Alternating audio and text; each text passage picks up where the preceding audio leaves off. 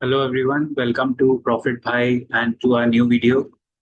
तो जिस तरह का माहौल आप देख रहे हो अभी, तो प्रॉब्लम क्या है कि इलेक्शन है, हम सब जानते हैं। I have made videos earlier also, लेकिन it's not the problem is it's not that election है। इलेक्शन तो होते रहते हैं, लेकिन ये जो आप स्क्रीन पे देख रहे हो ना, ये प्रॉब्लम है। 48.7, 48.6, इतना क्लोज इलेक्शन। और यूएस इलेक्शन की खासियत है कि स्विंग स्टेट्स होते हैं। There are 7 swing states like Nevada, Pennsylvania. सबसे इंपॉर्टेंट एक्चुअली पेंसिल्वेनिया है, विस्कॉन्सिन, मिशिगन वगैरह वगैरह। वो स्विंग स्टेट्स में डिसाइड होता है कि भाई कौन जीतेगा, क्या होने वाला है, व्हाट्स गोना रियली हैपन। वही डिसाइड करते हैं। बाकी मेजोरिटी तो इधर उधर वो फिक्स करें, रेड स्टेट या ब्लू स्टेट। अब हमारे लिए इसका क्या इम्प्लीकेशन है, and what are the real issues regards to US election. US election के बारे में तो हम बहुत कुछ बोल सकते हैं, बट द प्रॉब्लम इज फायदा क्या हमको। तो हम तो स्टॉक मार्केट वाले हैं, हमको दोनों में से जो भी आएगा उसके साथ मिला के उससे काम निकलवाना है ना। We don't need to give our opinion कि कौन आना चाहिए। Having said that, I think Indian markets के लिए, अब देखो आपके सामने जो ऑप्शन है ना, वो ऐसा है कि एक थोड़ा, दोनों खराब ऑप्शन है, उसमें से कौन कम खराब है, वो हमारे लिए डोनाल्ड ट्रंप है। अगर कंपैरेटिवली देखें तो हमारे बाजारों के लिए ट्रंप ज्यादा बेहतर ऑप्शन है, क्योंकि ट्रम्प थोड़ा एंटी एस्टेब्लिशमेंट है। उनके आने के बाद यूएस डॉलर यूजुअली वीकन होता है, और गोल्ड में एक मोमेंटम आता है, आ सकता है, because crypto and gold will go up. And आप देखेंगे यूएस डॉलर नीचे गिरेगा। ट्रम्प के आने के बाद स्टार्टअप्स को बहुत पुश मिलता है, तो अगर यूएस डॉलर थोड़ा भी नीचे गिरा तो एफआईआईज की इन्वेस्टमेंट इंडिया में बढ़ जाती है। वैसे बहुत सारे लॉजिक हैं। वैसे in this video I will tell you about US election का आउटकम सेक्टर वाइज, अपने मार्केट और मार्केट के लोगों के ऊपर और सेक्टर्स पे, एंड थोड़े बहुत स्टॉक्स के जो आज के अपडेट्स हैं उस पर बात करेंगे। So that this is more of, मतलब अगर आप ड्राइव कर रहे हो या you are listening to it, not watching it also, so you can enjoy the video and enjoy the content. तो अभी इन्वेस्टमेंट एक्सपर्ट्स, मैंने पूरा सब एनालिसिस करके एक व्यू निकाला कि इंडिया के लिए दोनों आए तो ठीक है हमारे, क्योंकि यूएस में एंटी चाइना सेंटिमेंट दोनों पार्टीज में है। तो चाइना का दुश्मन जो बनता है वो इंडिया का, ऑटोमेटिकली उनको इंडिया दोस्ती के साइड में चाहिए। बाय पार्टीजन अप्रोच है दोनों का कि चलो इंडिया से तो हमें दोस्ती करनी है।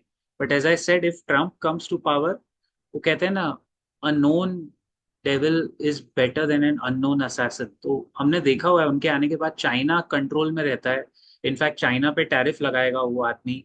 तो उससे क्या होगा कि हमको एक मौका मिलेगा हमारी इकोनॉमी को, मार्केट्स को ऊपर चढ़ने के लिए। और एफआईआई भर भर के आएंगे, बिकॉज जहां डॉलर गिरा वहां एफआईआई अंदर घुसेंगे वापस।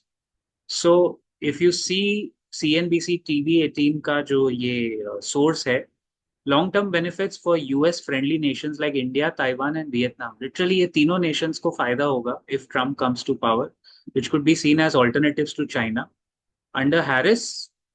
अगर कमला हैरिस बनती हैं वो यूएस की फर्स्ट फीमेल प्रेसिडेंट बनेंगी। एंड चांसेस, देखिए, दोनों के चांसेस ब्राइट है।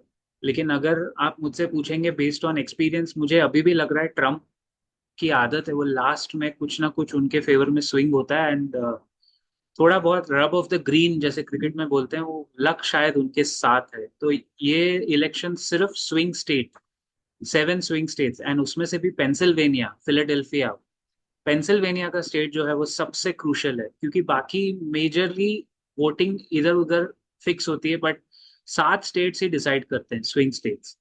Anyway, if under Harris, policies that favor friend shoring in allied nations could also make India a strong candidate for manufacturing outside China. दोनों में फायदा है, लेकिन मैंने कहा ना कि वॉर रुकवाने के हिसाब से ट्रम्प थोड़ा बेटर ऑप्शन लगते हैं। कि ये कोई पॉलिटिकल पार्टी का कैंपेन नहीं है जिसमें वॉर रुकवा दो पापा वाला हिसाब है। इसमें genuinely this guy has announced in his manifesto that he will stop both the wars. That will lead to logistic cost going down across the world, and markets थोड़ा वॉलेटाइल हो जाएंगे। ये तो वैसे भी होने ही वाला था। वॉलेटिलिटी के बाद एक बार जब एक समतल लेवल पे मार्केट आएंगे, वहां से आप ऊपर की तरफ आज देखो ना, 5 नवंबर को मार्केट कैसे बंद हुआ। मतलब ऊपर ही जाके मार्केट ने कुछ तो सेंस किया सेकेंड हाफ में, जिस तरह वो चढ़ा 130 के बाद का जो व्यू था निफ्टी पे, उस पर भी बात करेंगे। ये जनरल कंसेंसस है, a Trump victory could lower geopolitical tensions potentially stabilising markets by easing the conflict of Iran Israel and Ukraine and Russia. अब आगे बढ़ते हैं सेक्टर वाइज। तो सेक्टर स्पेसिफिक देखिए, Trump is always seen as pro oil and that could ramp up traditional energy production, specially जो Saudi ने अपना oil production रोक के रखा है या कट किया है, उसमें थोड़ा अपसर्ज आ सकता है, ऑयल प्राइसेस थोड़ा ऊपर जा सकती हैं वैसे, बट अपने लिए 80-85 तक रहे तो ठीक है। 80-85 डॉलर्स पर बैरल क्रूड, ब्रेंट क्रूड का प्राइस ठीक है। टेक्नोलॉजी एंड आईटी ये सबसे इंटरेस्टिंग सेक्टर है। देखिए, अगर ट्रम्प पावर में आते हैं तो आप देखोगे नी जर्क रिएक्शन में आईटी स्टॉक बुरी तरह पिटेंगे, बहुत बुरी तरह, क्योंकि he is already against immigration and जो टेक कंपनीज है यूएस में, they are always looking for H1B visas. आप सब जानते हो इंडिया से सबसे बड़ा आईटी एक्सपोर्ट इंजीनियर्स का होता है। एंड हैरिस, कमला हैरिस आई तो सीधा सीधा आप देखोगे सारे आईटी स्टॉक्स में भर भर के ऊपर आएंगे। और आज आई थिंक सेकेंड हाफ का निफ्टी का मूव, अगर मार्केट कुछ सेंस कर रहा है, मार्केट आपको बता के चल रहा है कि ट्रम्प की विक्ट्री हमारे निफ्टी के लिए भी, स्पेशली बैंकिंग सेक्टर के लिए अच्छा है, क्योंकि आईटी नीचे गिरेगा and bank Nifty and IT usually have an inverse correlation.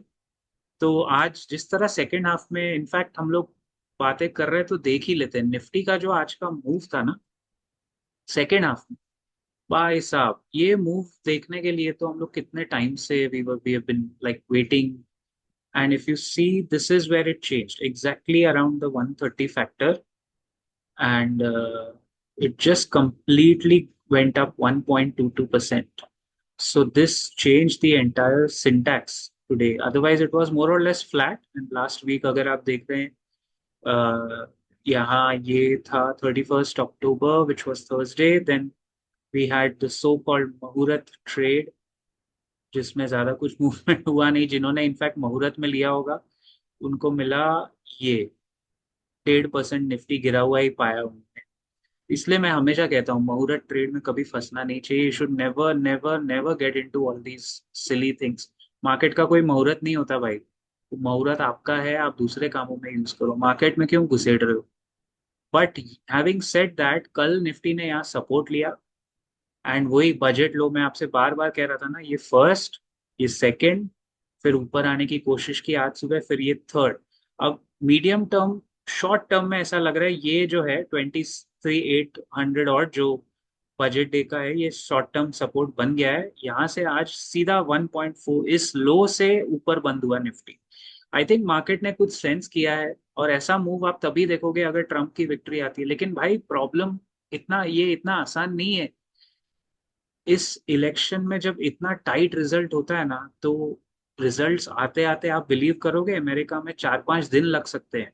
मतलब markets can be held for a ransom for the next 5-6 days. कभी कभी 2 दिन लगते हैं। जैसे 2020 में भी बाइडेन सिर्फ 43,000 वोट्स ज्यादा उनको मिले थे स्विंग स्टेट्स में, वहां वो ले गया बाजी।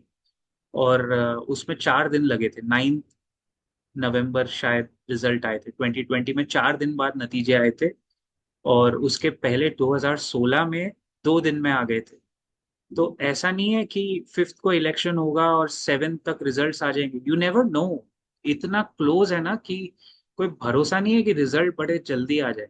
Anyway, apart from tech and IT, defence sector में बोथ कैंडिडेट्स, डिफेंस शायद सेक्टर को फायदा होगा, लेकिन अभी हमारे इंटरनली डिफेंस स्टॉक्स बहुत चढ़ गए थे। बट हाँ, ट्रम्प के आने से डिफेंस में शायद थोड़ी सेलिंग आएगी, मोमेंटम। हैरिस के आने से क्या है कि वॉर चालू रहेगा तो डिफेंस में एक अपस्विंग आ सकता है शॉर्ट टर्म। अब काफी लोग मिक्स्ड हैं कि कौन आएगा क्या होगा, लेकिन देखिए प्रॉब्लम क्या है ना, कोई भी आए, हमको तो मैंने कहा ना काम निकालना है। मार्केट अपने आप को एडजस्ट कर लेगा। The bigger problem is US Fed का मीटिंग है 2 दिन बाद, इसी हफ्ते थर्सडे को, आई थिंक 7 और 8 नवंबर। वो फेड रेट अगर नहीं काटेगा तो मार्केट वहां गिरेगा। यूएस फेड को 25 बेसिस पॉइंट का रेट काटना ही काटना पड़ेगा। If the US Fed doesn't cut rates, the markets will fall over there and that will be detrimental. मतलब you can say nobody wants that to happen. Fed ने अगर कुछ ऊपर नीचे कर दिया, फेड भी तो बोलते हैं ये लोग इंडिपेंडेंट बॉडी है, लेकिन वो आप भी जानते हो, मैं भी जानता हूँ इंडिपेंडेंस कितना उनका इंडिपेंडेंट है, वो हम सब जानते हैं। Everybody will depend on the कौन बनता है यूएस का प्रेसिडेंट, वही हिसाब से 10,000 लोगों की अदला बदली होगी। रिमेम्बर दैट, अगर यूएस में प्रेसिडेंट चेंज हुआ, कमला हैरिस आई तो शायद वो बाइडन वाले ही लोग रखेंगी, बट अगर प्रेसिडेंट चेंज हुआ तो कम से कम 10,000 ब्यूरोक्रेट्स इधर से उधर होंगे। ओके, अब हम लोग कुछ इंटरेस्टिंग करते हैं। I know it's a long video, but आप इसका फायदा उठा सकते हो, शायद आपका ट्रेड अच्छा बने। हम लोग कुछ आज के ना अपडेट्स एक बार जरा चेक करते हैं डिटेल में, अब स्टॉक अपडेट्स, एंड जहां जहां मुझे स्टॉक लगेगा, आई मतलब जहां अपने को लगेगा स्क्रीन पे दिखाना चाहिए, I put it on the screen. Doctor Reddy's के नतीजे आए हैं। Doctor Reddy's was under pressure, इसके रिजल्ट्स आए, मैं आपको वर्बली बताता हूँ, और जहां जहां स्टॉक दिखे आपको देखना चाहिए। I am not a big fan of pharma, but अभी अभी इसके रिजल्ट्स आए हैं जब मैं ये वीडियो बना रहा हूँ। नेट प्रॉफिट इज कम आया है, वाई वाई बेसिस पे कम है। रेवेन्यू बढ़ा है बट नेट प्रॉफिट लेवल पे कम गिरा है, मतलब वाई वाई बेसिस पे, मतलब इसका थोड़ा कॉस्ट बढ़ा होगा। EBITDA margin for Q2 25.83% versus 29.09%। Q2 revenue is 80.3 billion rupees versus 69 billion YOY। Estimate था 77, सो रेवेन्यू अच्छा आया है, लेकिन नेट प्रॉफिट पे हिट हुआ है डॉक्टर रेड्डीज का स्टॉक, थोड़ा डाइसी है ये इस वक्त। अच्छा, बर्जर पेंट्स के नतीजे आए हैं। बर्जर पेंट्स, बाप रे, पेंट सेक्टर में तो घुसने में ही डर लगता है। बर्जर पेंट्स में अभी ये जो रिजल्ट्स है वही बता रहा हूँ आपको। Net profit is down by 7.5% Y Y basis पे। रेवेन्यू हल्का ऊपर है 0.3%, again Y Y. EBITDA down हुआ है 8.3%, मार्जिन 15.7 वर्सेस 17.1%, तो खत्म हो गया ये स्टॉक। 6 नवंबर ट्रेड में आई थिंक ये काफी नीचे गिर के ही बंद होगा बर्जर, और इनफैक्ट पेंट सेक्टर पूरा नीचे नीचे नीचे नीचे ही गिर रहा है। हो सकता है इसमें थोड़ा मोमेंटम आ जाए, शायद डेड कैट बाउंस आ जाए, लेकिन जिस तरह के नतीजे आए हैं बर्जर पेंट्स के, लगता तो नहीं है। 553 का 200 डे मूविंग एवरेज है, अभी कहाँ है ये, 513, तो ये और नीचे पिट सकता है। I would not recommend paint sector at this stage, बिल्कुल नहीं, क्योंकि क्रूड ऑयल ऊपर नीचे हो रहा है। वारी रिन्यूएबल्स के रिजल्ट्स आए हैं। वारी का देखिए परफॉर्मेंस कितना जबरदस्त है, और ये रिन्यूएबल्स रिन्यूएबल्स वारी एनर्जीज अभी लिस्ट हुई थी, this I am talking about वारी रिन्यूएबल्स टेक्नोलॉजीज लिमिटेड, ये वाला। तो दोनों में कंफ्यूज मत हुई है, हालांकि ये हाई पी स्टॉक है, and none of the stocks are buy or sell recommendation. You have to consult your financial advisor before buying or selling any financial instrument. तो वारी में अब देखिए, consolidated net profit last year के comparison में 2.5 गुना ज्यादा है, 535 million rupees versus 206 million YOY। Q2 revenue 5.2 billion rupees versus 1.5 billion, revenue 3.5 गुना बढ़ा है, नेट प्रॉफिट 2.5 गुना बढ़ा है। ये स्टॉक आज ऑलरेडी 5% ऊपर बंद हुआ है गाइस, तो हो सकता है रिजल्ट्स इसमें, मतलब इनसाइडर ने प्राइस कर लिया होगा, मूवमेंट ऑलरेडी इसमें आ चुका है। वारी का जो लिस्ट हुई है दूसरी कंपनी एनर्जीज, ये भी अच्छी कंपनी है, और इस पे हमने हमारे मेंबर्स ओनली वीडियो में बताया भी था कि अप्लाई करना चाहिए फॉर द आईपीओ, आपने फाइनेंशियल एडवाइजर से पूछ के। खैर अभी हम लोग दूसरे, तो ये तो हमारा हिट हो गया, this is again a hit. Sagility India IPO पे भी मैंने मेंबर्स ओनली वीडियो में एक ओपिनियन दिया है, you should consult your financial advisor, check out our members video and then take a call. अभी कुछ कुछ कंपनीज, ताज जीवी के hotels Q3 PAT jumps 39% Y हुआ है, ताज जीवी की का 39% प्रॉफिट आफ्टर टैक्स हुआ है, 17 करोड़ पे आया है, तो काफी अच्छा जंप है। देन और खबरें इस तरह, कुछ कुछ जो इम्पोर्टेंट न्यूज है ना, वो जब जब आए तब तब डिस्कस करनी चाहिए। RVNL has emerged as the lowest bidder from South Central Railway it has been awarded an EPC contract for track doubling, ये एक पॉजिटिव है कंपनी के लिए। RVNL, इसका आज देखें, ये 1% चढ़ते हुए बाजार में ऊपर था ये सेकेंड हाफ में, लेकिन ये काफी निकल चुका है, मतलब ऑलरेडी परफॉर्म कर चुका है। रॉयल एनफील्ड कंपनी ने लॉन्च किया flying flea electric vehicle brand, एक नया ब्रांड लॉन्च किया है Royal Enfield is Eicher Motors. तो उसका देखेंगे तो वो भी आज ऊपर था, आज से सेकेंड हाफ में सारे स्टॉक काफी ऊपर ही बंद हुए हैं। इसका पी रेशियो थोड़ा हाई है रॉयल एनफील्ड का, बट हैविंग सेड दैट ठीक है। रेमंड का नेट प्रॉफिट आया, हाँ अभी शादियों का सीजन है गाइस, एंड रेमंड की लाइफस्टाइल कंपनी भी अलग से लिस्ट हो गई है। रेमंड का net profit has 59 crore versus 27.8 crore. Revenue 1000 crore है versus 470 crore. Y Y positive है, लेकिन आज स्टॉक नीचे गिर के बंद हुआ है ये। अभी शादी का सीजन है, रेमंड का अगर आप देखोगे तो करंट प्राइस और प्राइस टू बुक के हिसाब से 2.5 है, स्टॉक का प्राइस टू अर्निंग 25 है। कंपनी ठीक ठाक लग रही है, इसको कभी डिटेल में एनालिसिस करना पड़ेगा। इसका 200 डेमा एक बार देख लेते हैं, क्योंकि अभी 4-5 महीने जो शादियां होंगी उसमें ऐसी ही कंपनीज मान्यवर और रेमंड, वेदांत फैशंस और रेमंड, यही थोड़ा बहुत नजर में। 1577 इज द 200 डेमा एंड 1727 इज द 50 डेमा। सो 1639 पे तो आ चुका है। अब देखते हैं कहाँ तक ये जाता है, बट ये फिलहाल ठीक लग रहा है। अगर इसके नतीजे क्वार्टरली जो आए हैं, if that is something to look at, and annually देखो ये कंपनी क्या परफॉर्म करके दिखा। ऑलरेडी स्टॉक काफी चल भी चुका है, no doubt, but I like that last year में इसका, ये देखिए, just have a look, 500 crore से नेट प्रॉफिट बढ़ के 7000 करोड़ पे आ गया है 2 साल में। सो ऐसी कंपनीज जो आरओई 10 साल का, 10 साल का आरओई देखिए 14, 5 साल का आरओई 19, 3 साल का 31 and last year 45, return on equity बढ़ते जा रहा है, बढ़ते जा रहा है, बढ़ते जा रहा है। तो मतलब माल बिक रहा है, कंपनी अकाउंटिंग में कुछ एडजस्टमेंट कर रही होगी, आई एम अज्यूमिंग इट। और एफ आई आईज इसमें अभी घुसे हैं वापस, बीच में बेच के चले गए थे, वापस घुस रहे हैं।